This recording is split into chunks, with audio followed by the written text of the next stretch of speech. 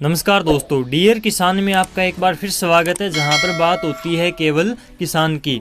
और दोस्तों, आज की इस वीडियो में बात करेंगे कि कपास की फसल में पहली सिंचाई कब करें और लास्ट की सिंचाई कब करें, और बीच की जो सिंचाइयां हैं वो कितने दिन के अंतराल पर करें, पहली सिंचाई के साथ यूरिया कितनी मात्रा में डालें।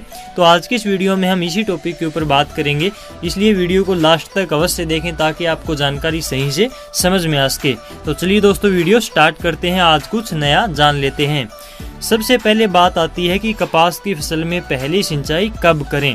तो ये जो बात है कई बातों के ऊपर डिपेंड करती है, क्योंकि जब कपास में पहली सिंचाई की बात आती है तो इस समय पर पूरे भारत के अंदर लगभग प्री मानसून की वर्षा स्टार्ट हो जाती है। कहीं कहीं पर वर्षा ज़्यादा होती है, कहीं पर कम होती है, और ये मानसून का सीजन जो है नज़दीक आ जाता है। तो इस कंडीशन में हमें यह देखना चाहिए कि हमारी फसल के अंदर कितनी जो है नमी है और पौधे कितनी ग्रोथ के ऊपर हैं, या फिर ग्रोथ पौधों की रुक गई है, पहले कितनी वर्षा हुई है, या फिर क्या आपने ट्यूबवेल या फिर फव्वारे से अपने खेत के अंदर पहले हल्की सिंचाई की हुई है। तो इन बातों के ऊपर डिपेंड करती है कि आप अपने खेत के अंदर पहली सिंचाई कब करें। दोस्तों, पिछले कुछ समय से किसान भाइयों के लगातार ये कमेंट पर कमेंट आ रहे थे कि कपास की फसल में पहली सिंचाई कितने दिनों के बाद में करें। तो इसके लिए मैं आपको बता दूं कि आप ये बात अवश्य ध्यान रखें कि कपास की फसल में पहला पानी जितनी ज़्यादा देर से आप लगाओगे आपके लिए उतना फ़ायदेमंद रहेगा। क्योंकि यदि आपको पौधे के अंदर आप ज़रूरत से पहले ही पानी दे देते हैं तो उस पौधे की जड़ें पूर्ण रूप से विकास नहीं कर पाती, पौधे की जड़ें मिट्टी की गहराई में नहीं जा पाती, जिसका पौधे के ऊपर विपरीत प्रभाव पड़ता है। आपके उत्पादन पर विपरीत प्रभाव इसका पड़ेगा, क्योंकि पौधे का विकास बाद में यदि जड़ें पूर्ण रूप से विकसित नहीं होंगी तो पौधा अपना विकास पूर्ण नहीं कर पाएगा, क्योंकि ये पौधे की विकास की अवस्था होती है।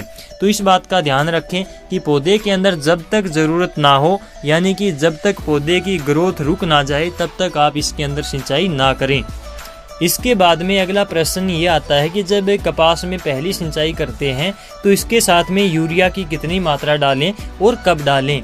तो इसके लिए यदि आप नहर के द्वारा सिंचाई कर रहे हैं तो जब आप अगली क्यारी में पानी को छोड़ते हैं तो पिछली क्यारी में जब पानी थोड़ा आपका सूख जाए तो उसके तुरंत बाद ही इसके अंदर यूरिया छिड़क दें। क्योंकि यदि आप दूसरे दिन ही यूरिया छिड़कते हैं तो ये गर्मी का टाइम है, गर्मी का समय है, इसलिए यूरिया आपकी पूर्ण रूप से पिघल नहीं पाएगी और ज़मीन के अंदर नहीं जा पाएगी। कुछ यूरिया का वाष्पीकरण हो जाएगा, वातावरण में आपकी यूरिया जो है वो उड़ जाती है और पौधे को पूरी मात्रा नहीं मिल पाती। इसलिए आप थोड़ा पानी जब आपकी क्यारी में बच जाए तो उसके अंदर तुरंत ही यूरिया पीछे से छिड़क दें। यदि आप ट्यूबवेल के द्वारा, फव्वारे के द्वारा सिंचाई करते हैं तो पहले यूरिया छिड़क कर ऊपर से पानी छोड़ दें, यानी कि फव्वारे से सिंचाई कर दें। तो दोस्तों, इस प्रकार से आप यूरिया छिड़क सकते हैं। और यदि मात्रा की अगर हम बात करें तो प्रति एकड़ के हिसाब से 15 से 20 किलोग्राम यूरिया आप इस समय पर दे सकते हैं, क्योंकि मौसम ज़्यादा गर्म है। तो इसलिए आप यूरिया की मात्रा ज़्यादा ना डालें तो सही रहेगा। और आपके पौधे भी अभी छोटे ही हैं, इतनी यूरिया में ही आपका काम चल जाएगा। एक बात का विशेष रूप से ध्यान रखें कि जब आपकी फसल में फूल पत्तियां आने लगें और टिंडे बनने स्टार्ट हो जाएं तो उस समय पर आप सिंचाई अवश्य करें। उस समय पर आप लापरवाही सिंचाई करने में ना करें, क्योंकि बहुत से किसान ये बोलते हैं, बहुत से लोग ये बोलते हैं कि उस समय पर यदि आप, जब फूल पत्तियां आने स्टार्ट हो जाती हैं, उस समय पर यदि आप सिंचाई कर देते हैं तो कपास की जो फसल होती है, जो पौधा होता है, वो फूल पत्तियों को छोड़ देता है और बढ़वार कर जाता है। तो ऐसा बिल्कुल नहीं है। यदि आप उस समय पर सिंचाई नहीं करते हैं तो जो आपका पौधा है वो फूल पत्तियां अवश्य फेंका देगा सूखे के कारण। इसलिए आप अपनी फसल में उस समय पर सिंचाई अवश्य करें, ताकि आपके पौधे को उस समय पर जो खुराक की आवश्यकता होती है, क्योंकि पौधे को खुराक भी पानी के द्वारा ही मिलती है, इस बात का आप ध्यान अवश्य रखें। इसके बाद में बात आती है अंतिम सिंचाई की। तो कपास की फसल में अंतिम सिंचाई करते समय आप ये ध्यान रखें कि जब आपकी कपास के टिंडे 1/3 यानी कि तीसरे हिस्से से लेकर आधे टिंडे जब आपकी फसल के खिल जाएं तो उस समय पर आप अंतिम सिंचाई कर सकते हैं। उसके बाद कपास के अंदर पानी लगाने की आपको ज़रूरत नहीं पड़ती।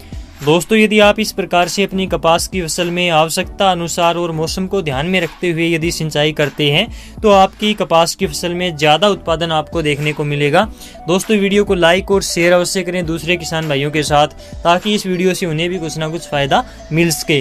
और इसी प्रकार से खेत किसान से जुड़ी सभी प्रकार की जानकारी से लगातार अपडेट रहने के लिए डियर किसान यूट्यूब चैनल को अभी सब्सक्राइब करें, ताकि हमारी आने वाली नई वीडियो समय समय पर आपको मिलती रहें। चलिए दोस्तों मिलते हैं अगली वीडियो में एक नए टॉपिक और नई जानकारी के साथ। तब तक के लिए नमस्कार।